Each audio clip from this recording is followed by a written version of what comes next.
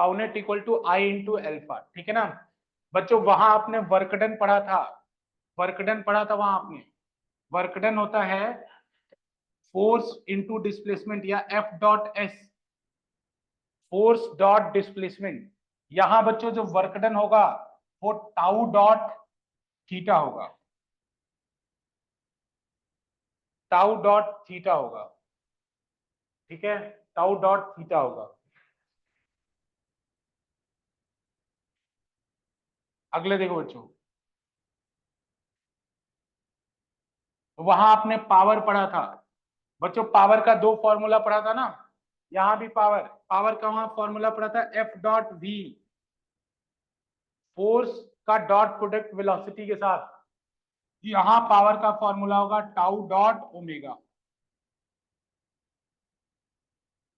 यहाँ फोर्स का पावर का फॉर्मूला होगा टाउ डॉट ओमेगा। बच्चों यहां से क्या सीखने को मिला, एम की जगह आई आ जाएगा और वी की जगह ओमेगा आ जाएगा और ए की जगह अल्फा आ जाएगा और एस जो डिस्प्लेसमेंट है उसके जगह एंगुलर डिस्प्लेसमेंट आ जाएगा। तो इस तरीके से एक ही बार में लोग कंपेयर करके बता देते हैं। और बाकी बताया था मैंने आपको, इक्वेशन ऑफ मोशन भी ऐसे फॉलो हो जाता है, तो एक ही बार में लोग इसको कंप्लीट करा देते हैं। बोलते हैं जिसको ट्रांसलेशन आता है उसको रोटेशन भी आता है, ठीक है। तो ये इस तरह से एक बार, ये एनसीईआरटी में भी आपका टेबल बना हुआ है, इसी वजह से मैंने इसको ऐसे बता दिया, ठीक है। बच्चों एक टॉपिक जो हमारा रह जाता है वो है एंगुलर मोमेंटम का टॉपिक, ठीक है। हेलो। तो जिसको पढ़ना है थोड़ा, हेलो बेटा ऑडिबल, सॉरी सर, मैं थोड़ा लेट हो गया सर आज। कोई बात नहीं, कोई बात नहीं। बस ये पहला ही स्लाइड है, ठीक है ना, बस ये बताया कंपेरिजन। देखो इधर ध्यान से बच्चों सर आज, हाँ एक मिनट, सर वो मैं लिख लेता हूँ, 1 मिनट। इसका स्क्रीनशॉट ले लो, लिखने का टाइम। ठीक है सर। हाँ ठीक है, हो गया, सर ले लिया, यस सर। ओके। देखो क्या, अब हम पढ़ेंगे angular momentum, angular momentum, angular momentum. लिखो बच्चों इसके बारे में, इसको एल से रिप्रेजेंट करते हैं, एल से रिप्रेजेंट करते हैं, ठीक है ना। लिखो एल से रिप्रेजेंट करते हैं, लिखो it is the moment of, it is the moment, हाँ लिखो इसका नाम, it is the moment of, it is the moment of linear momentum, it is the moment of linear momentum about a point or axis, it is a moment of linear momentum about a point or axis, about a point or axis, ठीक बच्चों, about a point or axis, ठीक है। इधर ध्यान दो, देखो बच्चों, जैसे टॉर्क क्या होता है, तो टॉर्क को कहते हैं, मोमेंट कहने का मतलब क्या है, रोटेटिंग इफेक्ट। बच्चों जैसे क्या बोलते हैं, टॉर्क को क्या बोलते हैं, रोटेटिंग इफेक्ट ऑफ फोर्स, उसी को दूसरे वर्ड में कहते हैं मोमेंट ऑफ फोर्स, ठीक है ना। उसी तरह से बच्चों एंगुलर मोमेंटम को क्या बोलते हैं, मोमेंट ऑफ लीनियर मोमेंटम। तो बच्चों इसका फॉर्मूला क्या होता है, अगर इसका फॉर्मूला सिंगल पार्टिकल के लिए या फॉर वन पार्टिकल में अगर बात करूं, अगर एक पार्टिकल है बच्चों तो उसके लिए इसका फॉर्मूला होता है, जैसे मान लो ये वो पॉइंट है जिसके अबाउट आपको एंगुलर मोमेंटम कैलकुलेट करना है, और यहाँ पे वो ऑब्जेक्ट है, मास एम है इसका और इसकी वेलोसिटी v है, और बच्चों ये वाला वेक्टर r है, ये वाला वेक्टर क्या है, r है, समझ रहे हो। तो इस पॉइंट के अबाउट एंगुलर मोमेंटम कैसे डिफाइन होता है, angular momentum is defined as L equal to are cross P. बच्चों टॉर्क की तरह, कुछ कुछ समझ में आ रहा है, टॉर्क की तरह, जैसे टॉर्क निकालते थे बेटा ना, टॉर्क में क्या होता था, आर क्रॉस एफ, और इसी तरह से यहाँ पे क्या होगा, आर क्रॉस पी। बेटा पी क्या है यहाँ पे, पी क्या है, पी मोमेंटम है बेटा, पी मोमेंटम क्या होता है, एम इंटू वी के बराबर, एम इंटू वी के बराबर, पी है एम इंटू वी के बराबर। तो बच्चों इसी फॉर्मूले को ऐसे भी लिख सकता हूं मैं, अगर ये फॉर्मूला है तो इसको L equal to are cross M V भी लिख सकता हूं। तो इसी को लिखने का अलग अलग तरीका। तो बच्चों अगर मुझे मैग्नीट्यूड कभी निकालना हो, तो मैग्नीट्यूड निकालने का फॉर्मूला टॉर्क का क्या होता था, आर एफ साइन थीटा या आर परपेंडिकुलर इंटू एफ। बच्चों ये सब पीछे की चीज है। तो यहां भी अगर आपको कभी मोमेंटम का मैग्नीट्यूड निकालना हो तो चाहे आर परपेंडिकुलर इंटू वी करो या M into R into V perpendicular, ठीक है। मैं एग्जांपल लेके बताता हूँ, घबराओ मत, मैं भी एग्जांपल लेके इसको बताता हूँ। ठीक है ना। तो ये मैग्नीट्यूड निकालने का तरीका है बच्चों। बाकी आपको क्रॉस सॉल्व करना आता है। अगर m को बाहर ले लेता हूं तो ये r क्रॉस v का डायरेक्शन, जैसे इसी केस में अभी हम लोग देखेंगे, इसी केस में देखेंगे बच्चों। ठीक है। अरे m कांस्टेंट है, मैं कहीं भी बाहर ले सकता हूँ ना m को, क्या दिक्कत। ठीक है बच्चों, इधर ध्यान दो, हो गया। ये बच्चों मैग्नीट्यूड के लिए, और ये पूरा वेक्टर फॉर्म है इसका, ठीक है ना। ये मैग्नीट्यूड, मैग्नीट्यूड के लिए बच्चों इधर ध्यान दो इसमें। इस पार्टिकल का हमें, अच्छा क्रॉस सबको पता है ना, जैसे इतना तो सबको पता है कि ए क्रॉस बी क्या होता है। ए क्रॉस बी क्या होता है पता है ना सबको। ए क्रॉस बी होता है ए बी साइन थीटा, पता है। और इंटू ईटा कैप भी, मतलब डायरेक्शन अगर निकालना हो तो बच्चों यहाँ आर का क्रॉस है वी के साथ, तो यानी इस फॉर्मूले में अगर मैग्नीट्यूड की बात करें तो ऐसे भी लिख सकते हैं। इसी को ऐसे भी लिख सकता हूं बच्चों, जैसे इसी के आगे लिख ले रहा हूं, और करके, और m into R into V into sine theta, चलेगा ना। देख लो R B, R cross V को क्या लिख सकता हूँ, आर बी साइन थीटा। लेकिन बच्चों मैंने आपको रोटेशन में बताया था कि ये फॉर्मूला ज्यादा हमारे लिए पॉपुलर नहीं है, हमारे लिए ये वाला फॉर्मूला ज्यादा अच्छा, इधर वाला फॉर्मूला हमारे लिए ज्यादा बेटर है इसकी तुलना। ठीक है ना। अब एक एग्जाम्पल लेके देखते हैं बच्चों, एक एग्जाम्पल लेके देखते, लिख लो इसको, फिर एक एग्जाम्पल।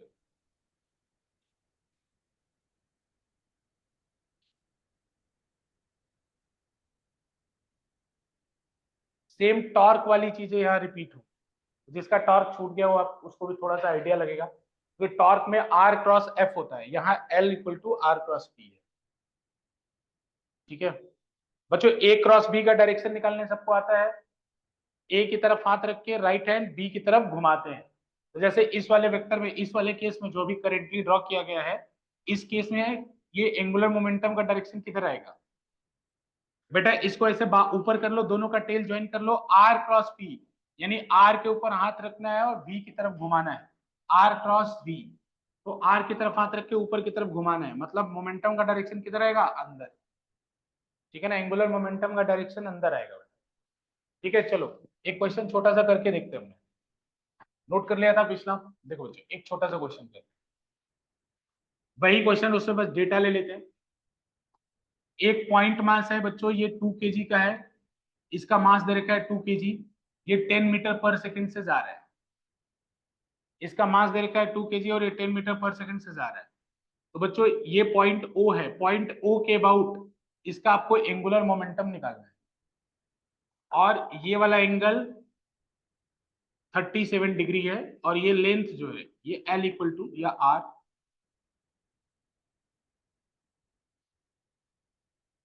बेटा ये 10 मीटर है और ये 37 डिग्री है, 37 डिग्री है। ठीक है ना।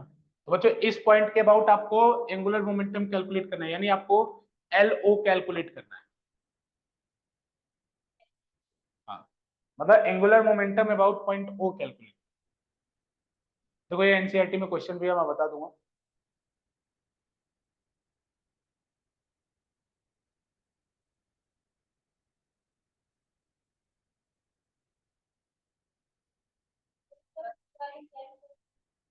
क्वेश्चन नोट कर लिया बच्चों।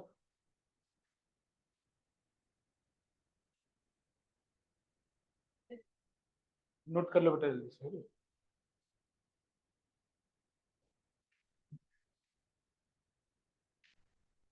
बच्चों देखो, sin 37 होता है 3/5। बच्चों जिसको नहीं आता है, ये मैं ट्रायंगल बता दे रहा हूँ फिर से, 3 4 5 का। बच्चों आप साइन साइन या कॉस की 0 पे, 30 पे, 45 पे, 60 पे और 90 पे वैल्यू याद रखते हैं। उसके अलावा फिजिक्स के लिए दो वैल्यूज याद रखा कीजिए, एक 37 पे और एक 53 पे, फिजिक्स के लिए, क्योंकि काफी हैंडी है। बच्चों अगर 3 4 5 का ट्राइंगल बनता है, 3 4 5 का, तो उसमें जो एक एंगल बनता है ये 37 का बनता है, और ये वाला एंगल 53 का बनता है। कैसे पता करेंगे कौन 53 का, तो फोर्स बड़ा है ना 3 से, तो 4 के सामने वाला एंगल भी बड़ा होना चाहिए। ठीक है ना। तो यहाँ से साइन 37 निकालोगे तो कितना होगा, परपेंडिकुलर अपॉन हाइपोटेन्यूज, तो साइन 37 कितना होगा 3/5। देखो बच्चों इसको निकालने का तरीका, बच्चों ये आर वेक्टर है, कलर चेंज करके, ये आर वेक्टर है ना, आर वेक्टर है। तो बच्चों एक फॉर्मूला सबसे पहले ये भी हमने पढ़ा था कि R M into R into V into sine theta, ये फॉर्मूला पढ़ा था। तो देखो बेटा यहाँ एम कितना है 2 kg, आर कितना है बेटा 10, और बेटा देखो वी कितना है, सॉरी आर कितना है, आर 10 है, अच्छा वी भी 10 है, वी भी 10 है बेटा साइन थीटा। तो देखो थीटा किसके बीच में एंगल होता है, वेलोसिटी के बीच में, ये जैसे वेलोसिटी है ना, वेलोसिटी के बीच में और आर के बीच में। तो बच्चों हर बार एंगल 37 में जरूरी नहीं है, चेक कर लेना है। तो बच्चों अगर ये वाला एंगल हमें चाहिए ना, ये वाला एंगल चाहिए, क्योंकि इसको आगे बढ़ाओ बेटा, इस वेक्टर को मैं ऐसे शिफ्ट कर सकता हूँ, तो शिफ्ट करके वेक्टर यहाँ चला गया। तो बच्चों देखो ये वाला ट्रायंगल, ये एंगल 37 है, ये वाला एंगल 90 होगा, ये एंगल कितना होगा 53, क्योंकि 37 प्लस 53 90। तो ये वाला एंगल कैसे होता है, कितना होगा 53। इसी को कहते हैं धोखा। समझ में आ रहा है क्यों, क्योंकि जो बच्चे डायरेक्ट फॉर्मूला लगाएंगे उनका हालत खराब, खत्म। 37 है ना यहाँ पे, लेकिन बच्चों हमें तो एंगल चाहिए होता है आर और वी के बीच में। तो देख रहे हो तुम आर और वी के बीच में एंगल कैसे निकलेगा, तो वी वेक्टर के टेल को मिलाओ, आर वेक्टर के टेल को मिलाओ, फिर उनके बीच का मिनिमम एंगल देखो। तो यहां से देखने में तो 37 लग रहा था, लेकिन जब मैंने इसको एक्सटेंड करके टेल को मिलाया तो ये एंगल 37 थोड़ी निकला, 53 निकला। अब लगाओ फॉर्मूला साइन 53, साइन 53 कितना हो जाएगा देख लो यार, चेक कर लो, 4/5। तो बच्चों अब जो भी है 200 इंटू साइन 53 4/5, ठीक है ना, कितना आएगा 160। इसकी यूनिट क्या होगी बच्चों, इसकी यूनिट क्या होगी, हाँ केजी मीटर स्क्वायर पर सेकेंड। अरे कैसे निकाल सकते हो, क्या इसमें कुछ है क्या, एम की यूनिट क्या होगी केजी, आर की यूनिट क्या होगी बेटा मीटर, फिर वी की यूनिट क्या होगी मीटर पर सेकेंड मल्टीप्लाई। अरे ठीक है बच्चों, ठीक है, नहीं होगी, अगर न्यूटन मीटर नहीं होगी बेटा, ये न्यूटन मीटर पर सेकेंड हो सकता, वही होता है। हो गया बच्चों, क्लियर ना। अब देखो इसी क्वेश्चन को नोट कर लिया इसको सबने, ये नोट कर लिया ना ये जो लिखा है अभी। अब इसी को करने का एक और तरीका हम बताए थे, क्या बताए थे हम, कि तुम आर परपेंडिकुलर एल का एक और फॉर्मूला भी तो बताए थे। देखो ये मेथड मैं प्रिफर करने को नहीं बोलूंगा बार बार, ये जो अभी मेथड अप्लाई किया है, भले अप्लाई किया है आंसर आएगा, लेकिन ये मेथड मैं most of the time prefer नहीं करूंगा। मैं ये वाला बेटा इसलिए क्योंकि अभी आपको पता चल जाएगा, एक क्वेश्चन मैं करूंगा उससे आपको क्लियर हो जाएगा।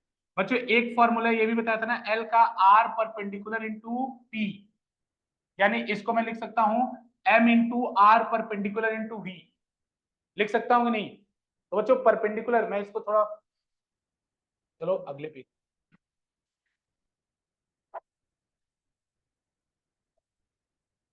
बच्चों नेक्स्ट पेज पे देख लो, इधर ये आर कितने का था बच्चों 10 का था ना, और वेलोसिटी भी कितना था 10 मीटर पर सेकेंड, ठीक है।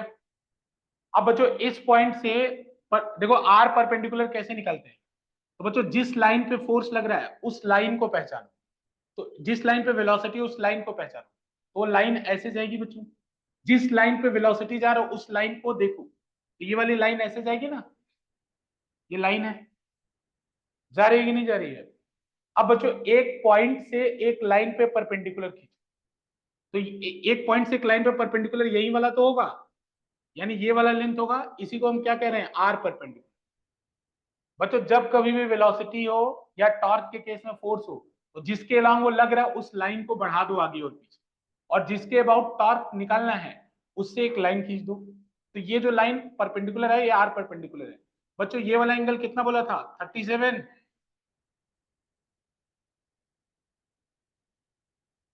ये वाला एंगल कितना होगा 37 ना।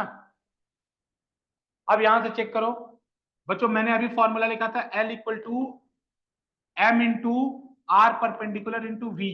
बच्चों m कितना था क्वेश्चन में 2 kg, और r परपेंडिकुलर यहां से कितना आएगा बच्चों, ये 10 है।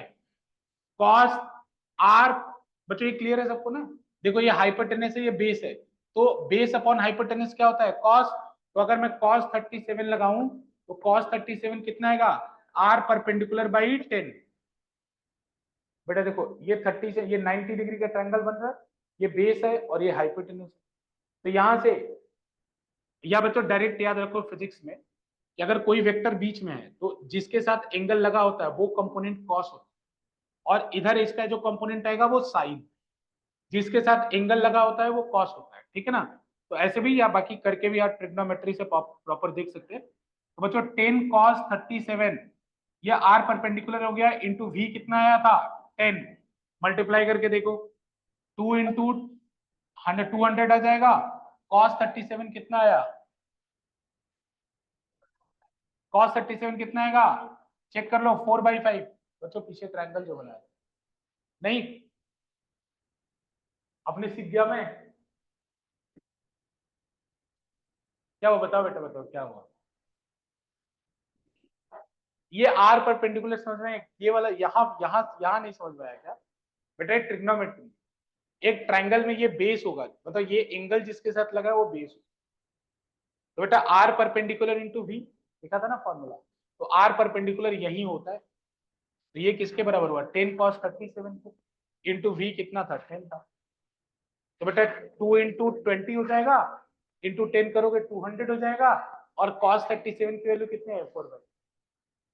ठीक है, तो इसका आंसर कितना आएगा, अभी भी 160 आया ना। अब मैं ये बोल रहा था, लिख लो लिख लो, मैं ये बोल रहा था कि ये वाला मेथड ज्यादा सुपीरियर है पिछले वाले से,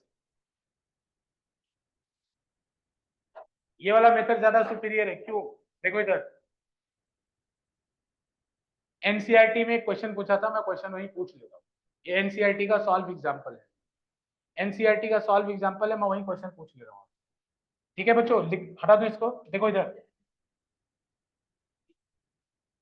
एनसीईआरटी ने ऐसा डायग्राम बनाया था और बोला था एक मास m है और ये v के वेलोसिटी से जा रहा है, तो it's momentum about point o is, इसका मोमेंटम पॉइंट o के अबाउट इंक्रीजिंग होगा, एंगुलर मोमेंटम इंक्रीजिंग होगा, डिक्रीजिंग होगा, या क्या होगा? ठीक है ना बच्चों, ये एनसीईआरटी का क्वेश्चन है, और ये एनसीईआरटी ने ऐसा डायग्राम देके पूछा था कि ये वेक्टर आर है और ये पार्टिकल आगे की तरफ बढ़ता जा रहा है, तो as the time progresses its angular momentum will increase, decrease, remain constant, ऐसा चौथा नन ऑफ दीज मंथ्स।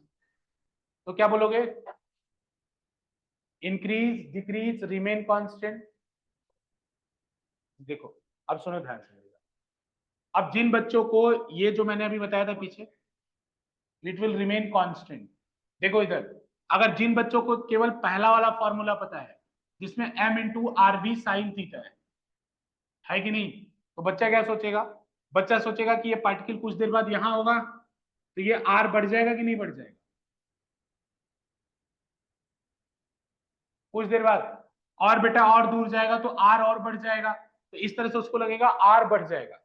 लेकिन अगर वो चलो ध्यान दे भी लेता है कि साइन थीटा कम हो जाएगा, तो बच्चों ये कॉम्प्लिकेटेड केस है ना विजुअलाइज करना। अब जिस बच्चों को केवल यही फॉर्मूला याद है, आर परपेंडिकुलर इंटू पी, तो देखेगा ये पार्टिकल कहीं भी चला जाए, इसका आर परपेंडिकुलर तो नहीं बदलेगा।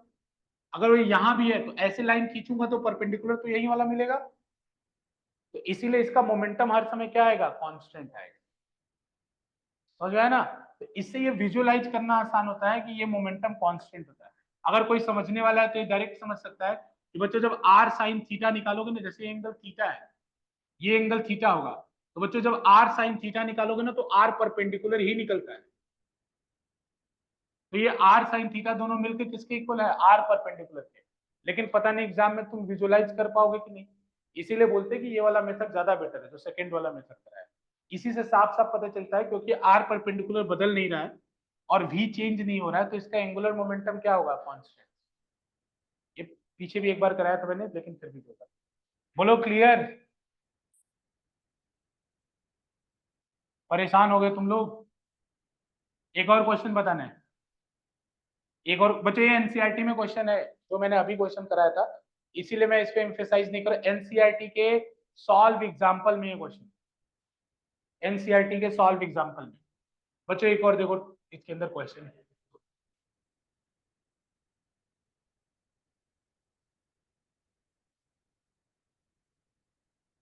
बच्चों एक मास m का ऑब्जेक्ट है, इसको ग्रेविटी में छोड़ दिया गया नीचे,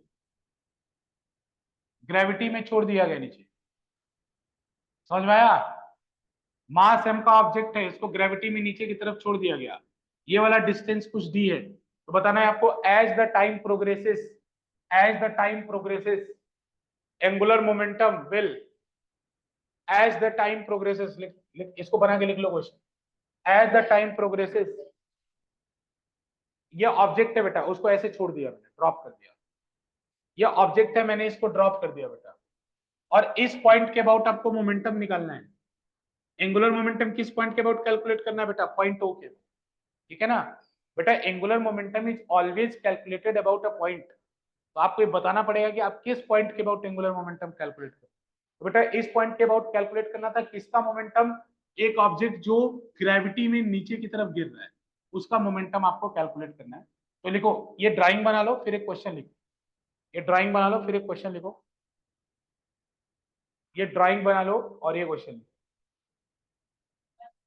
बन गया? ड्राइंग बनाएंगे, लिखो जल्दी बनाओ।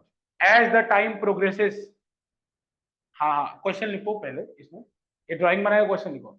As the time progresses its angular momentum will first increase, as the time progresses its angular momentum will first increase, लिख लो, second में decrease, first increase then decrease, fourth first decrease then increase, first decrease then increase, ठीक है? सही answer बताना।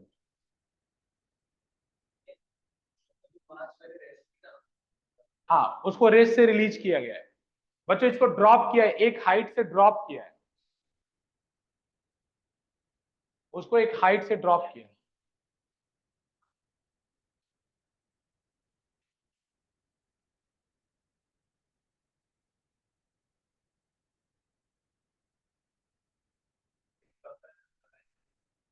अरे अरे लगने तक मतलब ऊपर जब तक रहे, एयर में रहे तब तक तो बता दो। बताओ पीयू क्यों? रुक जाओ, क्यों इंक्रीज? अंशिका,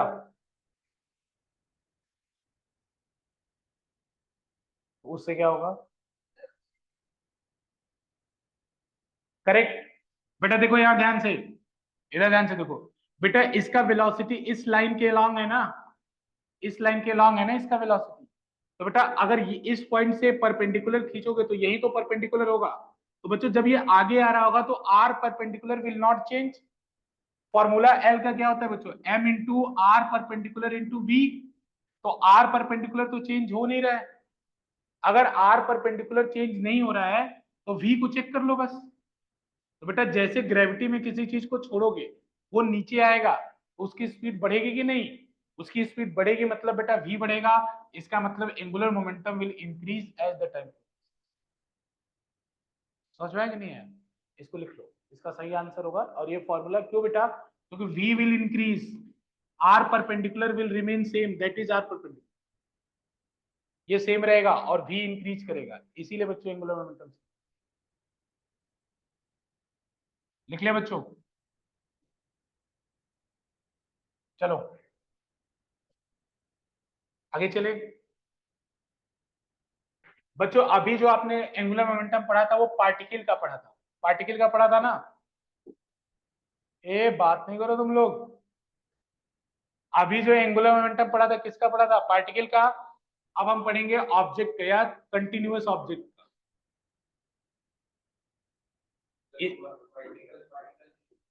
मल्टीपल पार्टिकल का भी सेम फॉर्मूला लगेगा, वेक्टर एडिशन।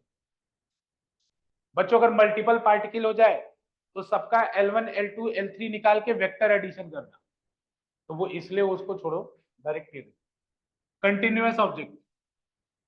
कंटिन्यूअस ऑब्जेक्ट में जैसे मान लो कोई भी एक ऑब्जेक्ट है,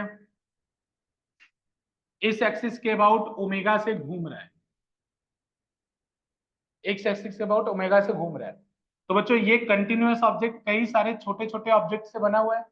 तो मान लो कोई छोटा सा ऑब्जेक्ट लेता हूं मैं m1, ठीक है ना, जिसकी परपेंडिकुलर डिस्टेंस इस एक्सिस से है r1। तो बच्चों m1 की वेलोसिटी किसके अंदर की तरफ होगी? अरे ये सर्कुलर मोशन कर रहा है ना, तो ये m1 कोई भी चीज जब सर्कल में ऐसे घूम रही है ऊपर से देखोगे, तो ये अगर r1 है, ये m1 है, तो ये ऐसे घूम रहा होगा, तो इसकी वेलोसिटी, क्योंकि ये सर्कल ऐसे घूम रहा है, इस पॉइंट पे इसकी वेलोसिटी अंदर की तरफ। समझ में आ रहा है क्यों बेटा? क्योंकि कोई चीज जब सर्कल में ऐसे ऐसे घूम रही है, इस पॉइंट पे जब मैं चेक करूंगा तो अंदर जा रहा है ना, हाँ वो भले ही बाद में ऐसे जाके ऐसे, तो इस पॉइंट पे इसकी वेलोसिटी अंदर की तरफ होगी। और बच्चों जिनको नहीं पता है मैं बता दूं, सर्कल में क्या होता है कि अगर ये रेडियस आर है, बच्चों अगर रेडियस आर है और ओमेगा से कोई पार्टिकल घूम रहा है सर्कल में, ओमेगा से कोई पार्टिकल घूम रहा है, तो इसकी जो स्पीड होती है वो v equal to are omega के इक्वल। अगर ऐसे कोई ओमेगा मतलब एंगुलर स्पीड, अगर उसकी एंगुलर स्पीड दी है बच्चों, तो उसकी लीनियर स्पीड होती है v इक्वल टू आर। क्या होता है? v equal to are omega. समझ में है ना? तो बच्चों देखो इस वाले पार्टिकल का मैं एंगुलर मोमेंटम लिखना चाहता हूँ, तो एंगुलर मोमेंटम क्या होगा? देखो एंगुलर मोमेंटम क्या होगा, तो बच्चों हर पार्टिकल, ऐसे बहुत सारे पार्टिकल होंगे, जैसे r2 डिस्टेंस पे m2 होगा, लेकिन सबका ओमेगा सेम होगा बेटा, क्योंकि सब सेम ऑब्जेक्ट है ना, तो सब सेम एंगुलर स्पीड से घूम रहे हैं। तो एंगुलर मोमेंटम चलो फॉर्मूला क्या होता है? m into are perpendicular into v. बच्चों L is equals to m1 into are perpendicular क्या होगा? r1 इंटू वी की वैल्यू क्या लिखूं? r1 इंटू ओमेगा, ये डिराइवेशन। दूसरा, अगर दूसरे वाले की बात करें, m2 into R two into omega, ऐसे सो ऑन सो फोर्थ करते चलो, mn into R N into omega. बच्चों कॉमन ले लो, तो L इक्वल टू कितना होगा? m1 इंटू आर वन का square plus m2 into R two का square so on so forth plus mn into R N का square into omega, mn into R N का square into omega. तो बच्चों ये आप लोग पहले देख चुके हैं क्या इसको कभी? ये क्या है? Moment of inertia. तो बेटा इसी का फॉर्मूला होता है L equal to I omega. अब आपको आई हर ऑब्जेक्ट का मैंने लिखवा दिया,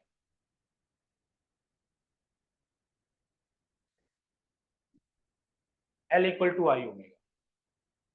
ये किसके लिए होता है? जब ऑब्जेक्ट कंटिन्यूअस होता है, ठीक है।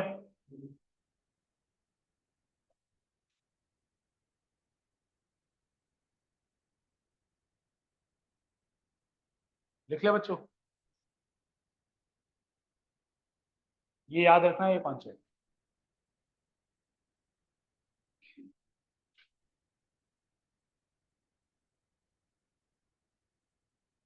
ये डिराइवेशन टाइप की चीज है, कि जैसे डिराइव करने को कभी बोले तो ये कैसे कर सकते हो आप, ठीक है। एक और होता है कंबाइंड ऑब्जेक्ट के लिए, जब जैसे पहिया है वो घूम भी रहा हो और आगे भी जा रहा हो, उसका कैसे लिखते हैं, तो उन दोनों को कंबाइन करना होता है। तो अभी हमारे स्कूल के स्कोप में वो नहीं है, ठीक है। आगे चलें।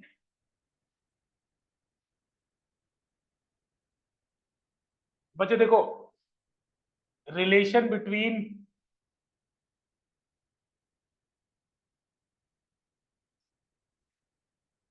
Torque and angular moment, relation between torque and angular moment, relation between torque and angular moment. तो बच्चों बताओ, जब ट्रांसलेशन पढ़ते थे तो F इक्वल टू क्या होता था? dp by dt।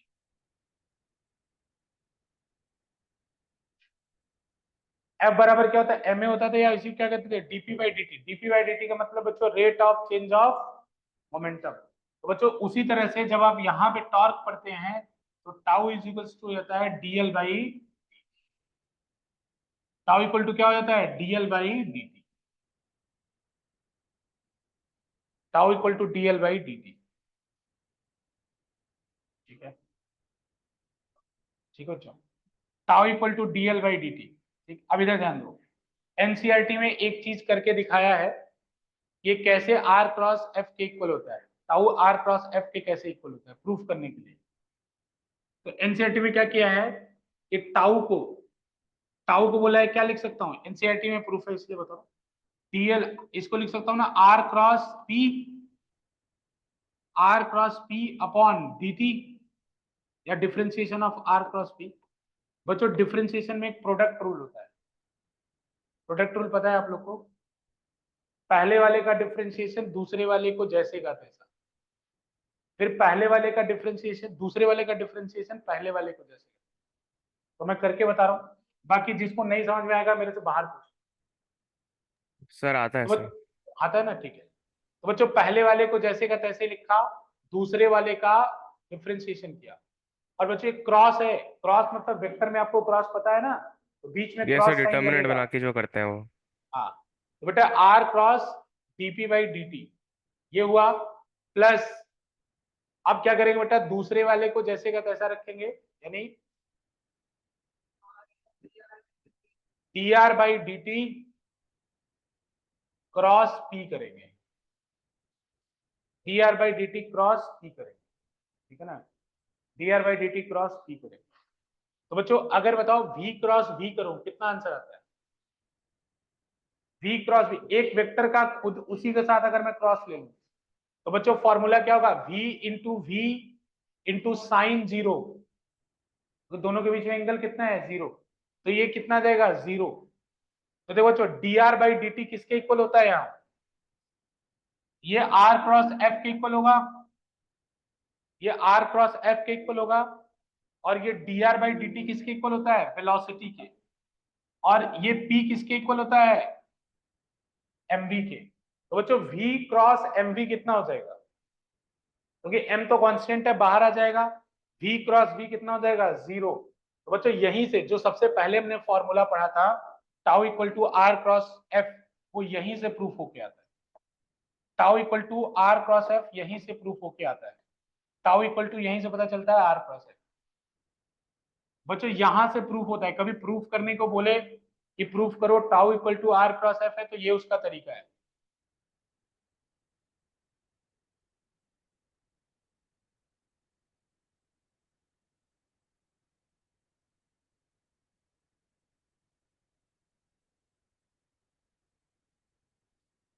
ठीक है, क्या हुआ, क्या हुआ बोलो, क्या हुआ तुम लोग, बैठ जाओ कहीं शांति से। बच्चों क्लियर है ये, देखो ये एनसीईआरटी का प्रूफ है, मैं एनसीईआरटी फोकस करके चल रहा हूँ। ये एनसीईआरटी का प्रूफ है कि प्रूफ करने को बोले tau equal to are cross F होता है, तो ये उसका तरीका है। ठीक है बच्चों, बच्चों पावर का फॉर्मूला, बच्चों एक रिलेशन होता है ना टाउ, रिलेशन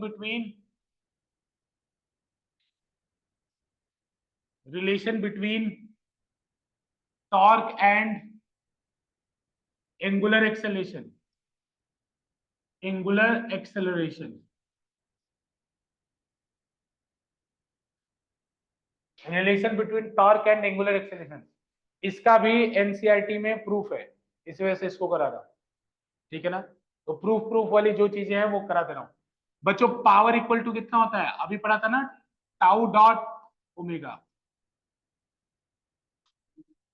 अभी पढ़ाया था ना पीछे, पावर इक्वल टू कितना होता है टाउ डॉट ओमेगा। अरे जैसे ट्रांसलेशन में पावर क्या होता है एफ डॉट वी, तो यहाँ एफ की जगह क्या लगा टाउ और वी की जगह क्या लगा ओमेगा। तो बच्चों जब कोई ऑब्जेक्ट केवल अपने एक्सिस पे रोटेट कर रहा है, केवल एक्सिस अपने अपने एक्सिस पे रोटेट कर रहा है, तो जो भी पावर डिलीवर किया जाएगा वो इसके काइनेटिक एनर्जी में जाएगा, इसके बाकी को इंटरनल एनर्जी रख नहीं सकता, तो इसके पास केवल काइनेटिक एनर्जी में जाएगा। तो यहां से हम ये बोलते हैं कि भाई पावर क्या होता है, पर यूनिट कितना एनर्जी सप्लाई किया गया बेटा, ये रेट ऑफ वर्क डन होता है। तो यहां से लिख सकता हूं टाउ डॉट ओमेगा, ओमेगा में cos 0 लिख ले रहा हूं, is equals to rate of change of kinetic energy, rate of change of kinetic energy. बच्चों ऐसा क्यों बोल रहा हूं, जो भी कोई रोटेटिंग ऑब्जेक्ट को पावर दिया जाएगा, जो भी पावर दिया जाएगा वो केवल, जैसे किसी भी ऑब्जेक्ट को घुमाओ तो जो भी तुम पावर डिलीवर करोगे उससे वो घूमेगा अपनी एक्सिस, यानी जो भी मैंने पर सेकंड एनर्जी दिया, पावर क्या बताता है बेटा, पर सेकंड एनर्जी, वो एनर्जी किसके अंदर गया, इसके काइनेटिक एनर्जी में गया। कौन सी काइनेटिक एनर्जी में, रोटेशनल काइनेटिक एनर्जी। इसका फॉर्मूला क्या बताया था, half I omega square, half I omega square. बेटा लास्ट क्लास में बता दो। तो यार बच्चों पावर का फॉर्मूला टाउ डॉट, ये जीरो क्यों रखा है, तो बेटा अगर मान लो ये रॉड रेस्ट में था और कोई इसको घुमा रहा है, तो बेटा जिस डायरेक्शन में आप टॉर्क लगाओगे उसी डायरेक्शन में तो ये घूमेगा। अगर ये रुका हुआ है तो जो उसी डायरेक्शन में घूमेगा तो दोनों का एंगल सेम हो गया ना, जिस डायरेक्शन में टॉर्क लग रहा है उसी डायरेक्शन में ओमेगा लग रहा है, इसी वजह से ये एंगल कितना होगा, 0 डिग्री। समझ में आया, ये एंगल 0 डिग्री होगा। इधर ध्यान दो आप, tau omega is equal to d by D T of, बच्चों इधर ध्यान दो, half into I into omega square, लिख सकता हूं half into I into omega square. बच्चों इधर ध्यान दो, tau omega is equals to, जो कांस्टेंट है बाहर ले लो, तो बच्चों आई मास के जैसा होता है, तो यहां आ जाएगा D by D T of omega square आ जाएगा। डिफरेंशिएशन आता है बेटा, नहीं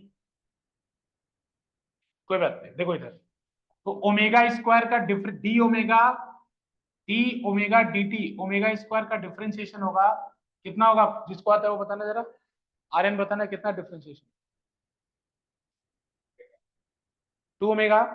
सुनो ध्यान से, इधर गलत है, इधर मैं बता रहा हूं, इधर ध्यान से सुनो बच्चों। अगर मान लो मैं बोलूं D by d x of, इधर सुनो, D by d x of x square हो तो ये कितना होगा, 2x। सर टी के रिस्पेक्ट में कर रहे हैं तो टू ठीक है ओमेगा नहीं हाँ, आएगा। हाँ मैं रुक जाओ बेटा, मैं वही समझा रहा हूँ। डी बाई, तो बच्चों यहाँ भी x था यहाँ भी x था ना, लेकिन यहाँ तो टाइम है यहाँ ओमेगा है। अब क्या करोगे, तो उसका तरीका होता है कि बच्चों डी बाई, जैसे मैं एग्जांपल लेके बता रहा हूँ, अगर यहाँ y के रेस्पेक्ट में डिफरेंशिएट करूँ d y by d x square, तो यहाँ 2x तो आएगा, साथ में एक और टर्म आता है dx बाई डी वाई, एक और टर्म भी आता है dx बाई डी वाई, कि पहले हम x के रेस्पेक्ट में डिफरेंशिएट कर लेते हैं, फिर x को y के रेस्पेक्ट में डिफरेंशिएट, मतलब ये थोड़ा सा चेन रूल बोलते हैं इसको, कि पहले पावर को डिफरेंशिएट कर लिया फिर उसके बाद x को डिफरेंशिएट कर लिया। मैं पढ़ा दूंगा जिन्होंने नहीं पढ़ा है, ये चेन रूल है। सर थीटा कांस्टेंट रहेगा इसमें। नहीं बेटा, यहाँ पे सर ओमेगा भी ओमेगा वेरिएबल को है, ओमेगा ओमेगा को भी फिर थीटा वेरिएबल, बाई टी लिखेंगे तो फिर थीटा। नहीं नहीं बेटा, थीटा बाई टी आप नहीं लिख सकते क्योंकि ओमेगा इंक्रीज कर रहा है, ओमेगा कांस्टेंट रहता तो थीटा बाई टी लिखते। अच्छा। हाँ देखो इधर ध्यान से, अब क्या करेंगे बच्चों, इसका डिफरेंशिएशन आएगा 2 omega D omega by D T. जिनको नहीं पता है वो साइड में लिख लेंगे, मैं डायरेक्ट इसका लिख रहा हूं। तो टाउ ओमेगा कितना है बेटा, इसका इंटीग्रेशन 2 ओमेगा आ जाएगा ओमेगा स्क्वायर का, और फिर omega D T, D omega by D T, ये इसका डिफरेंशिएशन होता है। तो हाफ इंटू आई, इसका डिफरेंशिएशन कर दिया मैंने, तो इसका डिफरेंशिएशन आया 2 omega D omega by D T. अब देखो बेटा, ओमेगा से ओमेगा कैंसिल कर दो, ये 2 से 2 कैंसिल कर दिया ना। अब फिर क्या बचेगा यहाँ, tau equal to I into d omega by D t. तो बेटा rate of change of angular velocity क्या होता है, एंगुलर एक्सेलरेशन। तो यहीं से फॉर्मूला प्रूफ हो जाता है, tau equal to I alpha. ये प्रूफ इंपॉर्टेंट है जो लोग स्कूल पॉइंट ऑफ व्यू के लिए करते हैं।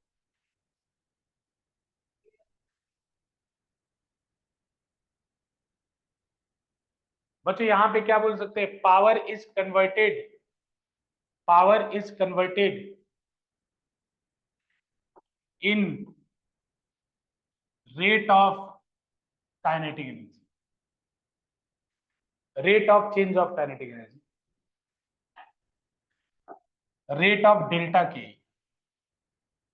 Power is converted in rate of delta K. चलो मुझे पता है self study system,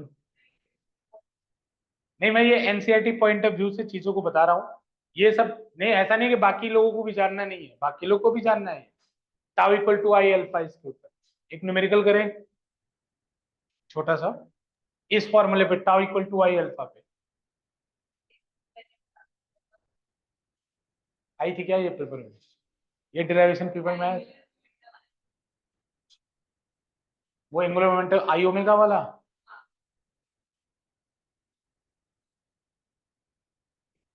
angular acceleration की डेरिवेशन तो कुछ नहीं, D omega by D T का इक्वेशन ऑफ मोशन दिया होगा, एक एंगुलर इक्वेशन ऑफ मोशन निकालने को मुझे दिखा देना, ठीक है बच्चों? ठीक है, ठीक है, क्वेश्चन करते हैं।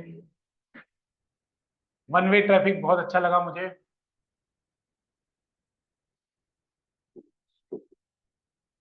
मैं खुद पढ़ा के खुद पढ़ रहा था। अब कुछ क्वेश्चन करते हैं, देखो इसीलिए फिजिक्स में थियरी पढ़ने से कोई फायदा नहीं होता। इतना थियरी पढ़ लिए, जब से न्यूमेरिकल नहीं करोगे तब तक थियरी का विजुअलाइजेशन ही नहीं होगा। समझ रहे हो ना? इसीलिए मतलब ये बात ध्यान देनी चाहिए। तो बच्चों ये एक रॉड है, यहां से हिंज है, यहां से हिंज है। तो बेटा अगर मैं इसको छोड़ूंगा ऐसे तो ये नीचे गिर जाएगा, नीचे गिर जाएगा ना तुरंत। तो बच्चों इसको रिलीज किया गया है, इसको रिलीज। तो बच्चों इस सिचुएशन में इसका मास एम लेंथ एल है, तो जब रिलीज किया गया तो आपको उस समय अल्फा बताना है। Find alpha when it is just release. बहुत ही आसान क्वेश्चन, जस्ट रिलीज। निकालो।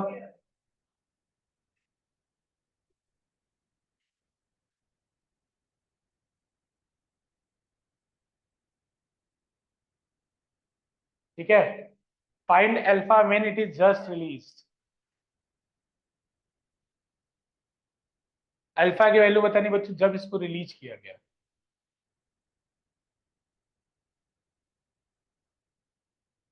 सुनो, मैं बता रहा हूं, मैं ही कराऊंगा, इधर ध्यान दो, मुझे पता है। इधर ध्यान दो, इधर। बच्चों देखो यहाँ पे आपको फोर्सेस देखनी चाहिए, यहाँ कौन कौन से फोर्स लग रहे हैं। तो बेटा एक mg लग रहा होगा, और mg लगता है हमेशा सेंटर ऑफ मास। तो बेटा एक रॉड का सेंटर ऑफ मास कहाँ पे होता है? बीच में। तो यहाँ पे क्या लग रहा होगा? m इंटू जी। और बेटा यहाँ पे नॉर्मल लग रहा होगा। तो नॉर्मल को हमेशा जब हिंज रहे, हिंज मतलब इस तरह से कोई चीज घूम रहा हो और हिंज रहे, तो आप ये नहीं बोल सकते कि नॉर्मल इधर होगा या किधर होगा। तो इसीलिए हम नॉर्मल को कंपोनेंट में मानते हैं कि एक नॉर्मल मान लो ऊपर होगा और एक नॉर्मल मान लो इधर होगा, क्योंकि दोनों तरफ हो सकता है या इनका रिजल्टेंट हो सकता है, तो नॉर्मल ऐसे मानते हैं। अब बच्चों मैं यहीं पे इस पॉइंट के अबाउट मुझे टॉर्क कैलकुलेट करना है या अल्फा कैलकुलेट करना है, पॉइंट टू के अबाउट। तो N1 और N2 का टॉर्क क्या होगा? जीरो। बेटा टॉर्क जीरो कब होता है? जब आर परपेंडिकुलर जीरो हो जाए। तो बेटा ऐसा बात याद रख लो, जिस पॉइंट के अबाउट निकालना है उसी पॉइंट से अगर फोर्स पास कर जाए तो उसका टॉर्क क्या होता है? जीरो। या N1 और N2 का टॉर्क क्या आएगा? जीरो। क्योंकि बेटा आर परपेंडिकुलर बताया था, आर परपेंडिकुलर खींचोगे ओ से पास हो जाएगा। तो N1 और N2 का तो टॉर्क निकालना नहीं है, तो टॉर्क केवल किसका आएगा? किसका टॉर्क आएगा? केवल mg का। कितना आएगा टॉर्क? तो बच्चों टॉर्क का फॉर्मूला होता है, टॉर्क का फॉर्मूला क्या होता है? R perpendicular into F. तो बच्चों mg पे, mg वाली लाइन पे, mg वाली लाइन ऐसे जा रही होगी ऊपर नीचे, इस पे यहां से यहां तक परपेंडिकुलर खींचो, तो ये वाला लेंथ होगा परपेंडिकुलर। तो बच्चों यहाँ आर परपेंडिकुलर कितना होगा? L by two. R perpendicular कितना होगा? L by two. और बेटा फोर्स टॉर्क कितना है? बेटा फोर्स कितना है? mg। ये टॉर्क है, ठीक है ना? टॉर्क है ना? बेटा इसी को आई इंटू एल्फा के बराबर कर दू ना, तो देखो यहाँ L M G by two is equals to I. बच्चों इस एक्सिस के अबाउट आई क्या होता है? M L square by three. M L square by three मैंने लिखवाया था ना, देख लेना एक बार। इस वाले एक्सिस के अबाउट आई क्या होता है? M L square by three. अरे जिस एक्सिस के अबाउट टॉर्क निकाल लो उसी एक्सिस के अबाउट का आई होना चाहिए। अरे गौर करना है इस बात को, आई कौन सा लोगे, जिस एक्सिस के अबाउट टॉर्क निकाल रहे हो उसी एक्सिस के अबाउट वाला आई लेना है हमें। तो बच्चों यहाँ आई का फॉर्मूला मैंने लिखवाया था ml²/3 इंटू एल्फा, निकल गई वैल्यू, कैंसिल कर देना, जो जो कैंसिल हो एम से एम कैंसिल कर देना, और एल का एक पावर कैंसिल हो जाएगा, तो alpha will be equal to 3g/2l। Sorry,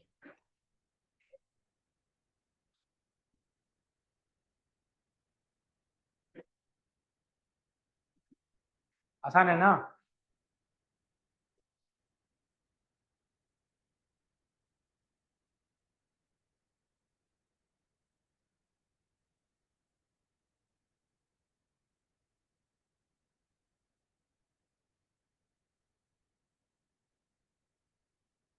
हो गया बेटा।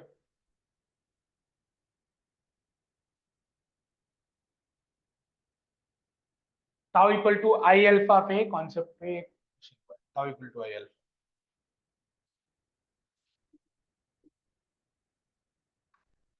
आगे चले।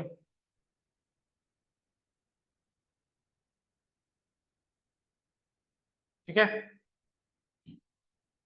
बच्चों, कर लो। जैसे कभी भी आपको टॉर्क निकालना हो आई अल्फा से या अल्फा निकालना हो, तो डायरेक्ट जिस पॉइंट के अबाउट निकालना है उस पर बैठ के मोमेंट ऑफ इनर्शिया निकाल लेना है। देखो मोमेंट ऑफ इनर्शिया निकालना भी अलग से टास्क है, लेकिन कुछ चीजों का आपको याद रहना चाहिए, कुछ चीज का ऐसा। ठीक है, एक और क्वेश्चन करते हैं, थोड़ा सा एनर्जी से इसका फील होगा। जैसे बच्चों देखो,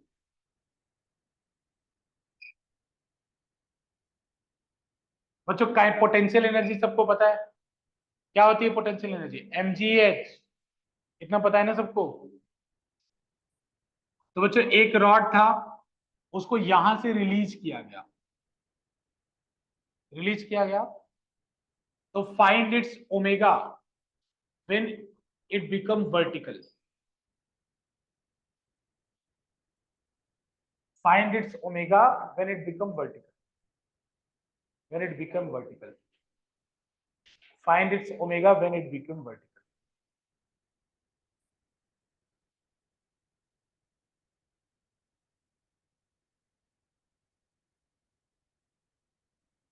find its omega when it become vertical. बच्चों मास m, लेंथ l ले सकते हो, मास m लेंथ l ले सकते हो।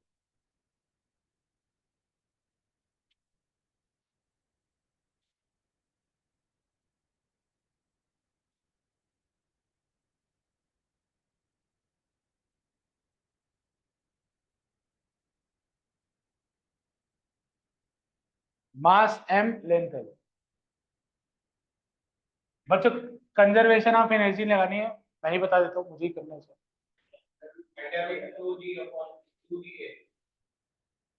चलो मैं बताता हूँ, माई टर्न।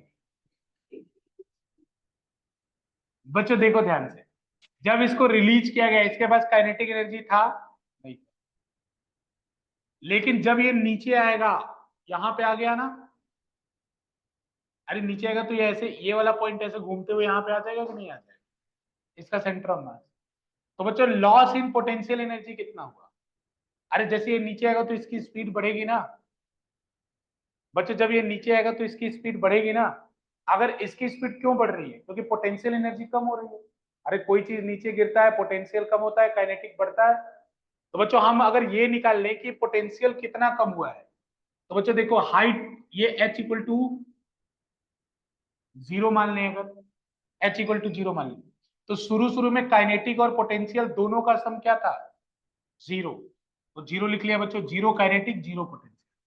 जब ये l/2 नीचे आ गया, तो बच्चों जब कभी भी आप हाइट इस लाइन के नीचे लेते हैं तो माइनस है, और हाइट इस लाइन के ऊपर लेते हैं तो प्लस लेते हैं। तो बाद में क्या होगा, बाद में इसका काइनेटिक एनर्जी कुछ आ जाएगा, काइनेटिक एनर्जी कितना आएगा, half into I into omega square. Kinetic energy rotate कर रहा है ना बेटा, और पोटेंशियल एनर्जी भी आएगा, कितना आएगा, तो -mgh। तो बेटा ये कितना, h की वैल्यू कितनी है आपकी बार, -l/2। और माइनस क्यों है बेटा, इस लाइन के नीचे है ना, तो यहाँ पे कितना होगा, half omega square minus m G L by two. बेटा एल बाई टू क्यों ले रहे हैं, समझ में आ रहा है आपको? क्योंकि उसका सेंटर ऑफ मास है, ऑब्जेक्ट को कहाँ रखा गया है, सेंटर ऑफ मास पे, तो इस सारा मास में यहीं पे कंसंट्रेटेड मान लो mgl। अब सॉल्व कर दो यार, जो आए वो आंसर है। अब यहां से देख लो साफ साफ, half I omega square is equals to M G L by two. I की वैल्यू अभी पिछले केस में बताया था, half into M L square by three into omega square into M G L by two. अब जो आए answer कितना आ रहा है देख लेना। ओ, बताओ क्या नहीं आता बेटा, एनर्जी कंजर्वेशन किया।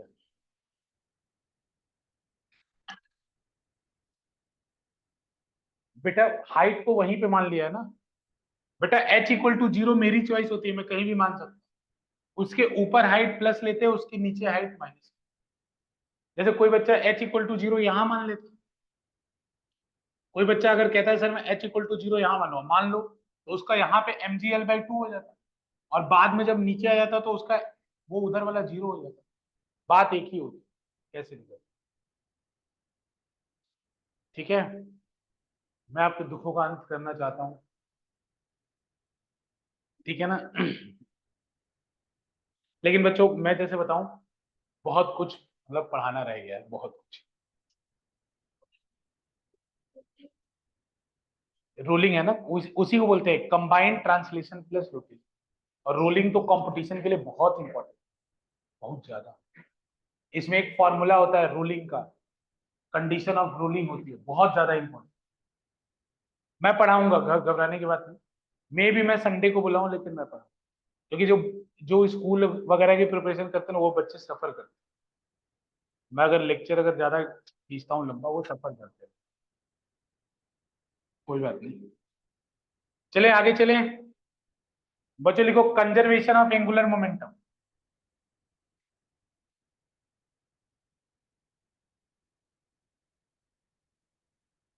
Conservation of angular momentum,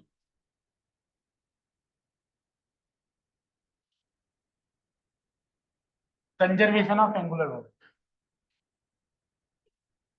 conservation of angular momentum, conservation of angular momentum. बेटा बताओ, लीनियर मोमेंटम के कंजर्वेशन का क्या कंडीशन था? What was the, F net should be equal to zero. बच्चों लीनियर मोमेंटम आप कम कब कंजर्व कर सकते थे? जब एफ नेट की वैल्यू क्या हो, जीरो, ठीक है ना। तो बच्चों उसी तरह से एंगुलर मोमेंटम हम कब कंजर्व कर सकते हैं? जब टाउ नेट की वैल्यू क्या हो, जीरो। तो बच्चों टाउ नेट अगर जीरो होगा, तो बच्चों DL by D T zero होगा। और अगर कोई किसी का डिफरेंशिएशन जीरो है, मतलब वो क्वांटिटी क्या है, कांस्टेंट है, इसका मतलब बेटा एल की वैल्यू क्या होगी, कांस्टेंट। एल की वैल्यू कांस्टेंट होगी, तो याद रखना कि तभी आप मोमेंटम को कंजर्व कर सकते हैं जब एल की वैल्यू जीरो। ठीक है ना, मैं एक वीडियो दिखाता हूँ, शायद अपलोड हुआ हो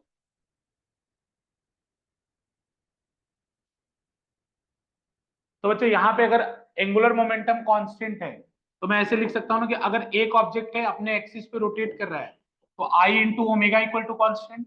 अगर एक ऑब्जेक्ट अपने एक्सिस पे रोटेट कर रहा है तो लिख सकता हूँ। तो बेटा यानी ये दोनों आपस में चेंज हो सकते हैं, लेकिन इनका प्रोडक्ट हमेशा सेम रहेगा, ठीक है ना। तो यहां से ये भी लिख सकता हूँ, I one omega one will be equal to I two omega two. ठीक है ना, एक क्वेश्चन हो जाए। मुझे पता है, इसीलिए रोटेशन पता है तुम्हें, रोटेशन जैसा टॉपिक न टीचर पढ़ न बच्चे पढ़ना चाहते हैं, न टीचर पढ़ाना चाहते। स्कूल स्कूल के टीचर इसीलिए उसमें कई बार टीचर अगर पढ़ाएगा भी ना, तो बच्चों का बीच में जाते जाते रिदम टूट जाता है, इसीलिए वो एकदम डिस्कनेक्ट हो जाता है।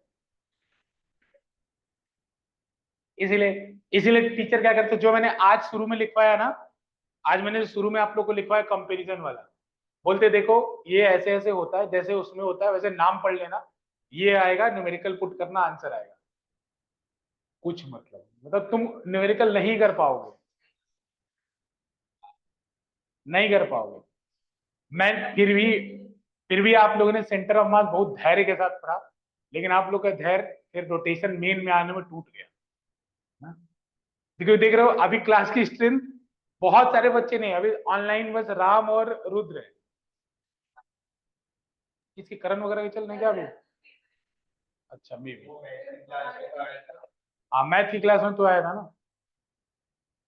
हाँ इसलिए कोई बात नहीं, कोई बात नहीं, इसीलिए मैं रोटेशन खत्म कर दूंगा। ये रोटेशन का चैप्टर उन बच्चों को पढ़ाने का कोई मतलब नहीं है जिनका इंटरेस्ट ना हो, वो बिल्कुल बेकार सी चीज है। हाँ जिन बच्चों का इंटरेस्ट हो, जिनको आगे जेई देना हो, नीट देना हो, उनको मैं पढ़ाऊंगा। संडे को इच्छा के साथ जो आएंगे तो मैं वो पढ़ा दूंगा। जो इच्छा के साथ आएंगे मैं मान लूंगा, जो अपना दिमाग खराब करना चाहते हैं तो वो बैठेंगे मैं उनको पढ़ा दूंगा। बाकी बताओ, पीयू बेचारी कब से परेशान है, चैप्टर ही नहीं खत्म हो रहा है। कोई बात नहीं, कोई बात नहीं। I1 × Ω1 बराबर I2 × Ω2, ठीक है बच्चों। बस एक मिनट, एक वीडियो दिखाता हूँ आप लोग को, थोड़ा सा अच्छा लगेगा। अरे जिमनास्ट तुमने देखा क्या? जिमनास्ट एक गेम होता है ओलंपिक्स में, देखा है ना? Gymnastics, gymnastics. हाँ जिमनास्टिक, हाँ। उसके अंदर क्या होता है देखा आपने कि वो घूमती है, फिर अपने हैंड को इस तरह करती है तो तेजी से स्विvel करती है। मेरे पास वीडियो है, अनफॉर्चुनेटली। ए गधो, आना जाना एक नहीं है रोटेशन में, एक क्वेश्चन नहीं बनेगा, हंस रहे हो?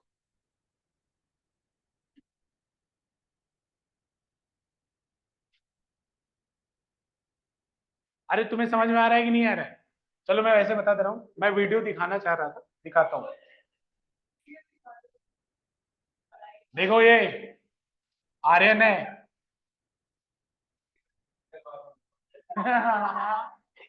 ये देखो आर्यन है इधर।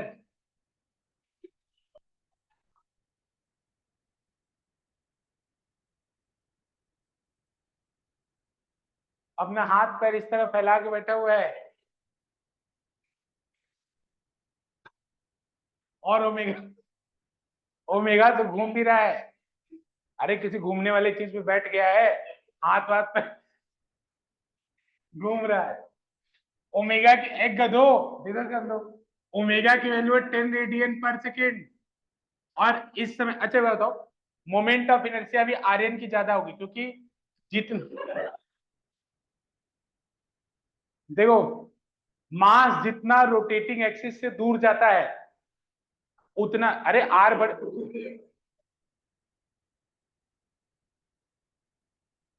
मतलब कुछ भी बिना मतलब के बोलना है।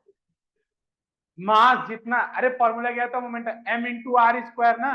तो r जितना बढ़ेगा उतना मोमेंट ऑफ इनर्शिया बढ़ेगा या नहीं? तो बच्चों अगर हाथ ऐसे कर लेता आर्यन तो उसके कुछ मास दूर हो गए ना। आर्यन ऐसे, फिर हाथ और पैर दोनों ऐसे कर ले तो उसके, उसका मोमेंट ऑफ इनर्शिया बढ़ेगा ना, बढ़ेगा ना। तो उसका मोमेंट ऑफ इनर्शिया मान लो इस करंट सिचुएशन में 20 kg/m² है, ठीक है। अब आर्यन ने देखो क्या किया,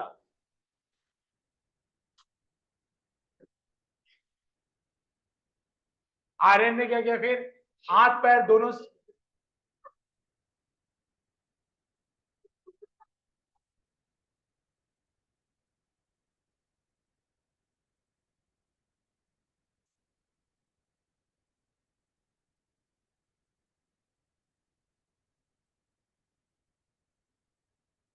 I2 वैल्यू कम हो जाएगी। इतना क्यों हंस रहे हो तुम लोग?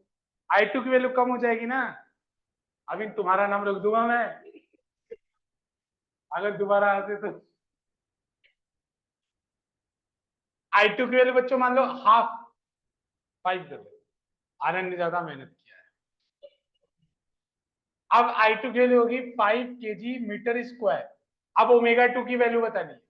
अरे कर लो यार, बाहर से कोई टॉर्क नहीं लग रहा है ना, बाहर से कोई, कैसे बताओ? मैंने बोला ठीक है। बच्चों मास लग रहा होगा, वो सेंटर ऑफ मास से पास कर गया होगा, wait wait wait centre of mass से पास कर गया होगा तो उसका टॉर्क आएगा नहीं और कोई फोर्स लग नहीं रहा है। तो इसका मतलब दोनों केस में मोमेंटम क्या रहेगा, कंजर्व रहेगा। Tau net is equals to 0। बच्चों फटाफट करो, ओमेगा 2 की वैल्यू बताओ यार।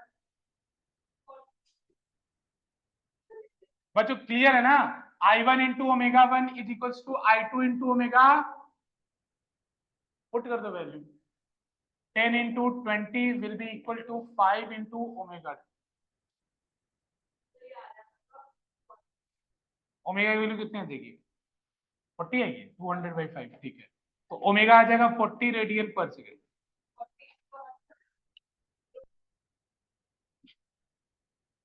क्लियर है, मैं वीडियो भी दिखा दूं, तुम वीडियो में कैसे हो सकते हैं।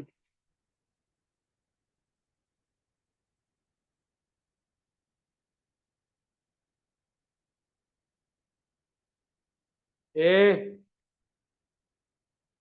देखो, अगर वीडियो मिलेगा तो मैं, मुझे क्लास के पहले मैंने निकाल के रखा था उसको, है तो सही, इसमें चला जाए बस। बात नहीं करोगे, बात करोगे वीडियो नहीं दिखाएंगे।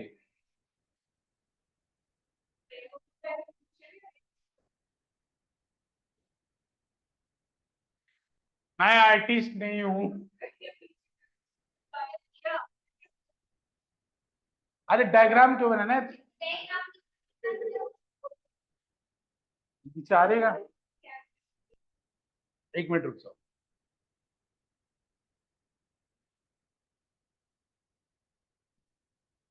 चलो जब तक लो अपलोड हो रहा है एक क्वेश्चन कर लो,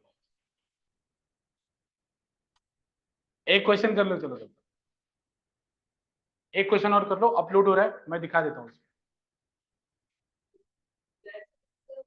क्वेश्चन लिखो,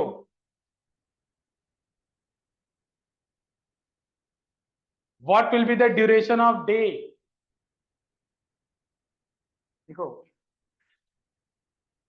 what will be the duration of day when earth when earth shrinks to earth shrinks to earth shrinks to half of its radius, एक, when earth shrinks to half of its radius, मतलब अभी radius अर्थ का r है, अगर r/2 हो जाए तो duration of day क्या होगा। जैसे अभी दिन कितने का होता है, 24 घंटे का, ऑप्शंस देता हूं, 24 आवर, 12 आवर, 6 आवर, 8 आवर।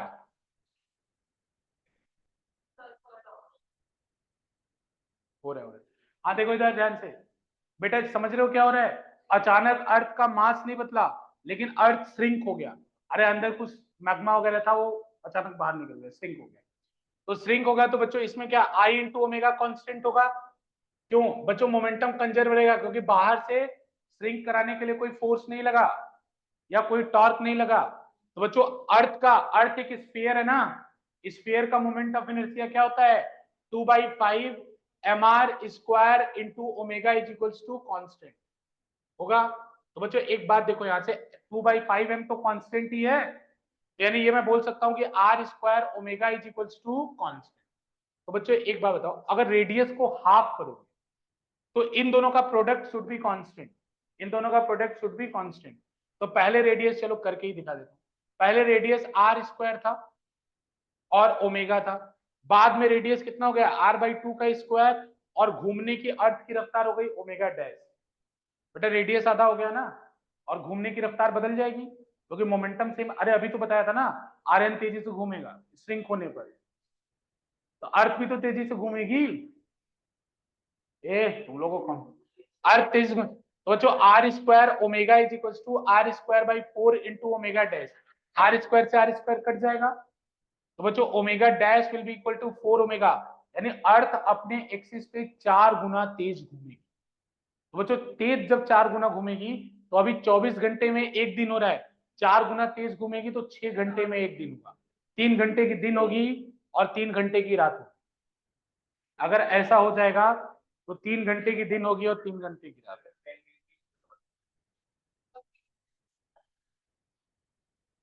अरे तुम लोग के चक्कर में अपलोड कैंसिल हो गया।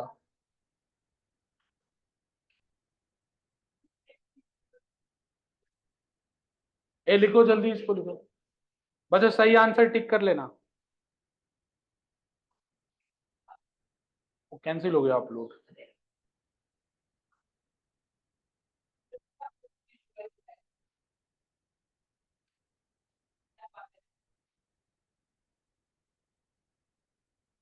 ठीक है,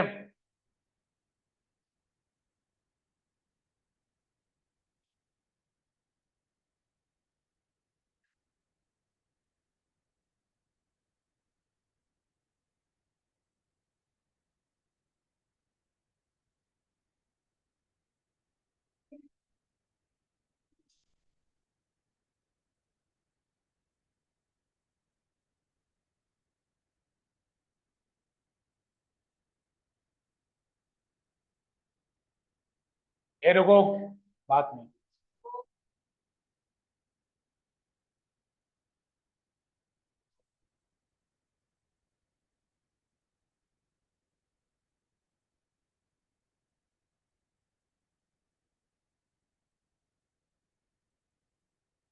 रोटेशन, ये दिख रहा है?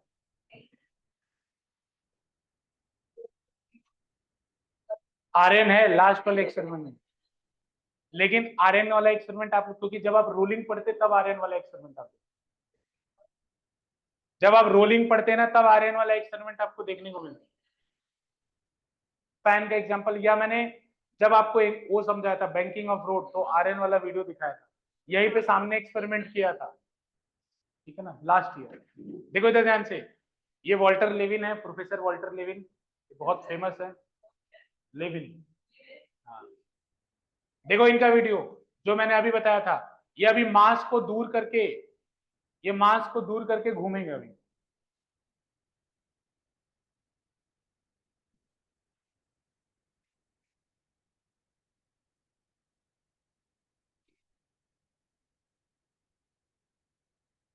ये देखो स्पीड बढ़ी कि नहीं बढ़ी? तुम लोग बात करने में चले गए। गधों को दिखाई कम होता है, प्रोसेसिंग भी स्लो होता है। समझ में आया? दिख रहा है, दिख रहा है। तो बच्चे जब वो मास को दूर कर रहे हैं तो उनका मोमेंट ऑफ इनर्शिया कम हो जा रहा है, तो ओमेगा की वैल्यू क्या हो जा रही है? कम हो जा रही है। जब वो मास को पास कर रहे हैं तो मोमेंट ऑफ इनर्शिया कम हो रहा है, तो ओमेगा बढ़ जा रहा है। और दूसरे केस में जब दूर कर रहे हैं तो मोमेंट ऑफ इनर्शिया बढ़ जा रहा है। ठीक है ना? एक और कुछ वीडियोस मेरे पास और थे आज दिखाने को, लेकिन अनफॉर्चुनेटली हम लोग वो टॉपिक पढ़ेंगे। जैसे एक ये वीडियो बहुत पॉपुलर है, मैं इसको भी एक्सप्लेन करने वाला था, लेकिन देखा होगा आपने, जितने भी इंडिया में पढ़ाने वाले शिक्षाविद या यूट्यूबर कुछ भी बनाते हैं, ये वाल्टर लेविन की वीडियोस होती है। ये एमआईटी के प्रोफेसर है, एमआईटी। ये क्लास है, ये जो मैं बता दूंगा, जो हमारी मेन क्लासेस चलेंगी उनमें मैं बता दूंगा। देखो इधर ध्यान से, ये क्यों नहीं गिर रहा है ये मैं बता दूंगा।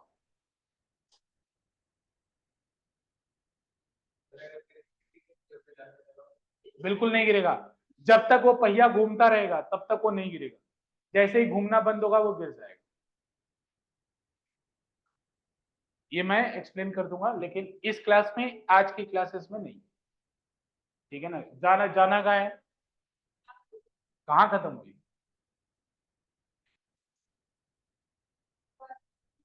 आर्यन की, ये जब मैं आपको रोलिंग मोशन पढ़ा था तो आर्यन की वीडियोस,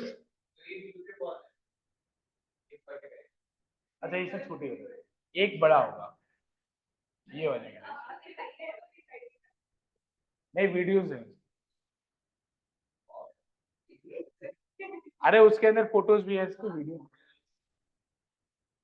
कोई बात नहीं। ठीक है ना? क्वेश्चन करेंगे हम लोग। बच्चों एक क्वेश्चन एनसीईआरटी का करेंगे।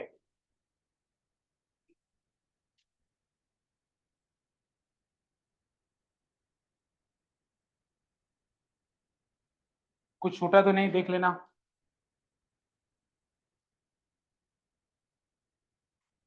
Conservation of angular momentum was the last topic, है ना, वो सबसे आखिरी टॉपिक था एनसीईआरटी के हिसाब से। बच्चों क्वेश्चन लिखो डायरेक्ट, एनसीईआरटी में क्वेश्चन है, डेटा लिख लो बस।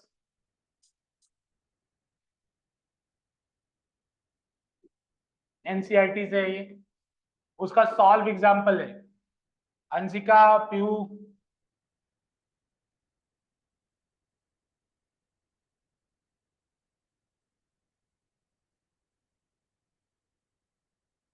बच्चों यहाँ पे 25 न्यूटन का फोर्स लगाया जा रहा है, मतलब यहाँ पे कोई मास लटकाया है जो 25 न्यूटन का है, इसका रेडियस आर है। एक बात नहीं, क्वेश्चन दे बच्चों, रेडियस दे रखा है, आर की वैल्यू है 20 centimetre.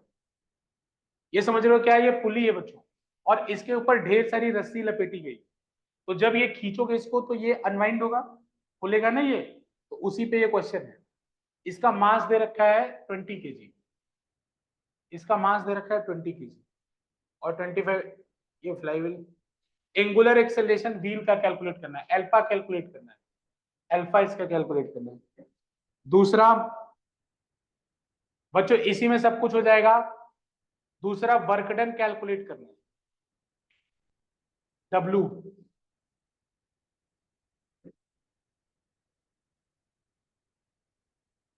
To pull string of 2 metre, to pull string of 2 metre, W बताना है 2 मीटर तक स्ट्रिंग को पुल करने के लिए। और बच्चों इसी थर्ड केस में काइनेटिक एनर्जी बताना है, kinetic energy for second case. Second case मतलब 2 मीटर तक जब खींचा गया है तो काइनेटिक एनर्जी बताना है।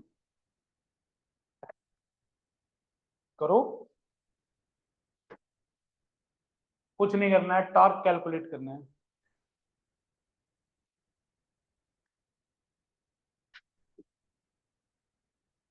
मास दे रखा है 20, ये हो, tau equal to I alpha लगाओ बेटा, इस पॉइंट के अबाउट टॉर्क निकालो। तो इसमें एक देखो, थोड़ा सा बता दे रहा हूँ, एक इसका mg आएगा, तो इसका mg तो यहीं से पास कर जाएगा, तो उसका तो टॉर्क आएगा नहीं, टॉर्क केवल इसका आएगा। ये जो 25 न्यूटन लग रहा है टेंशन, मतलब या 25 न्यूटन का टॉर्क है, इसका 25, तो ये परपेंडिकुलर डिस्टेंस कितना है, आर, तो टॉर्क की वैल्यू कितना होगा, आर इंटू 25, और उसको आई इंटू एल्फा के बराबर कर देना। ये डिस्क है, तो डिस्क का आई पता है ना क्या होता है, अरे डिस्क का आई पता है ना क्या होता है, क्या होता है, जब बीच से घूमेगा तो एम आर स्क्वायर बाई, कर लो।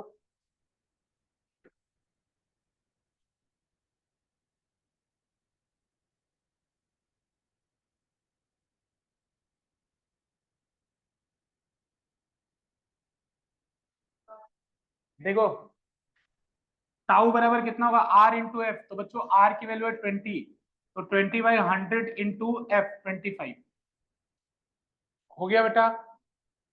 अरे ये समझ में आ रहा है बेटा आपको, 20/100 आर लिखा है मैंने, बेटा आर परपेंडिकुलर आर के इक्वल है ना, और एफ कितना लग रहा है 25, यही तो इसको घुमाएगा ना ऐसे, इसको खींच रहे हो तो ऐसे घुमाएगा। बेटा ये आई इंटू एल्फा के इक्वल होगा, तो आई का फॉर्मूला क्या होगा, एम आर स्क्वायर बाई 2, क्योंकि डिस्क का आई क्या होता है, एम आर स्क्वायर बाई 2, तो एम की वैल्यू कितनी है 20, आर की वैल्यू कितनी है 20/100 का होल स्क्वायर अपॉन 2, ये r m r square by 2 हो गया, इंटू एल्फा, इसको सॉल्व कर दो, अल्फा आ जाए, जो भी इसका आंसर कितना रहा सही से बताओ, 12.5 मतलब 12.5, पक्का सॉल्व करके देखो।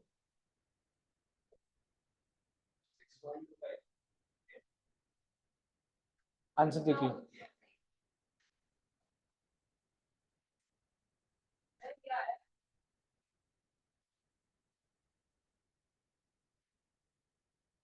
ठीक है तुम्हारा, ठीक है, आर्यन का ठीक है। क्या गलती कर रहे हो तुम लोग,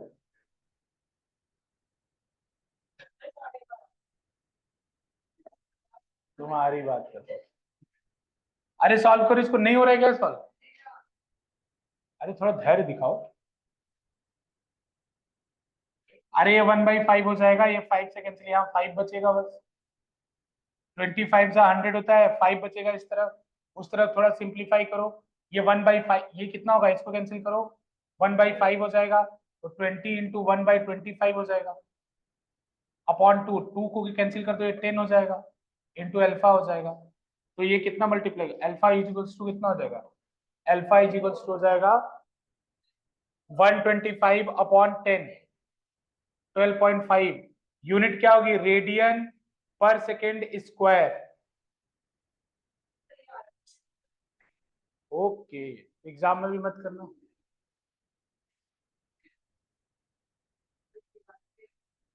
अरे दूसरा पार्ट भी तो कर लो इसका।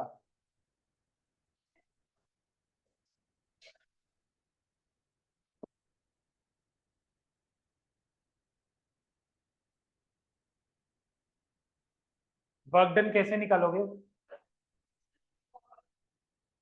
अरे फोर्स इंटू डिस्प्लेसमेंट कर लो। फोर्स कितना है, 25 न्यूटन, डिस्प्लेसमेंट कितना है, 2 मीटर। अरे जब यहां से शुरू किया होगा फोर्स ने, तो स्ट्रिंग को कितना डिस्प्लेस कराया होगा, 2 मीटर। तो फोर्स 2 मीटर, तो वर्क डन कितना होगा, फोर्स इंटू डिस्प्लेसमेंट। बेटा वर्क डन कितना होगा, फोर्स इंटू डिस्प्लेसमेंट, तो 25 इंटू 2 कितना आएगा, 50। अब काइनेटिक एनर्जी निकालो। काइनेटिक एनर्जी भी यही आएगा, क्योंकि जो वर्क डन किया जाएगा वही तो काइनेटिक एनर्जी में जाएगा ना। बाकी काइनेटिक एनर्जी कैलकुलेट कर सकते हो क्या बच्चों? अल्फा की वैल्यू कांस्टेंट आई है या वेरिएबल? अल्फा की वैल्यू कांस्टेंट आई है या वेरिएबल? कांस्टेंट आई है क्या? जो 25 होगा, mr²/2, ठीक है ना बच्चों? काइनेटिक एनर्जी वही होगा जो वर्क डन होगा, क्योंकि जो वर्क किया गया वही काइनेटिक एनर्जी में चेंज हुआ है, ठीक है। बाकी जो लोग निकालना चाहे इक्वेशन ऑफ मोशन यूज करके भी निकाल सकते। रुको सुनो, जो भी अपने दोस्त लोगों को बता देना कि रोटेशन से डरे नहीं, रोटेशन आज ओवर हो गया। हाँ मैंने बोला तो था ना, लेकिन एनसीईआरटी के हिसाब से तो ओवर कर दिया। एन मतलब अब जो रेगुलर क्लास चलेगी उसमें ग्रेविटेशन पढ़ाया जाएगा, और ग्रेविटेशन वाली क्लास कोई मिस नहीं करेगा, क्योंकि हो सकता है कि मंडे, वेडनेसडे, या वेडनेसडे और फ्राइडे उसमें खत्म हो जाए। उसमें होता ही क्या है, उसमें नहीं देखो, जो डिफिकल्ट चैप्टर होगा वो तो पढ़ा ही रहा हूँ, रोटेशन में पढ़ा ही रहा हूँ ना, 3-4 सप्ताह से तो पढ़ा रहा हूँ रोटेशन में। अब जो आसान चैप्टर है जिनमें डायरेक्ट न्यूमेरिकल है तो कर लेंगे, ठीक है ना। उसके बाद ग्रेविटेशन का mechanical properties of solid school में पढ़ाया गया है, mechanical properties of solid school में पढ़ाया गया है। हाँ नहीं है, अरे सेकेंड बुक का पहला चैप्टर है,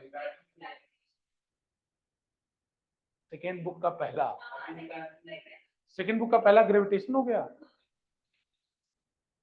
फर्स्ट बुक का लास्ट चैप्टर है ग्रेविटेशन, और सेकेंड बुक का पहला चैप्टर है मैकेनिकल प्रॉपर्टीज ऑफ सॉलिड। बच्चों जिनका भी एम जेई है, नीट है, उनको मैं टाइम बता दूंगा जो भी सबके लिए सुटेबल होगा, और मैं क्लासेस उसमें लूंगा। रोटेशन के जो बचे हुए सेक्शन है मैं कराऊंगा। इससे फायदा, इससे मतलब ऐसे पढ़ा तो दिया, लेकिन ना मुझे संतुष्टि है ना तुम्हें संतुष्टि है, ठीक है कंप्लीट हो गया। क्योंकि इससे क्या होगा कि बाकी बच्चे डर के क्लास नहीं करते। रोटेशन चैप्टर ऐसा ही होता है, इसका तो बहुत बड़ा हुआ है, मतलब बहुत इसमें तो मतलब रोटेशन का नाम सुन के बहुत लोग बोले नहीं करेंगे, 3 नंबर आएगा छोड़ देंगे, 3 क्वेश्चन आएगा, 4 क्वेश्चन आएगा छोड़ देंगे, लेकिन रोटेशन नहीं करेंगे, है कि नहीं? ऐसे ऐसे करके पूरा पेपर।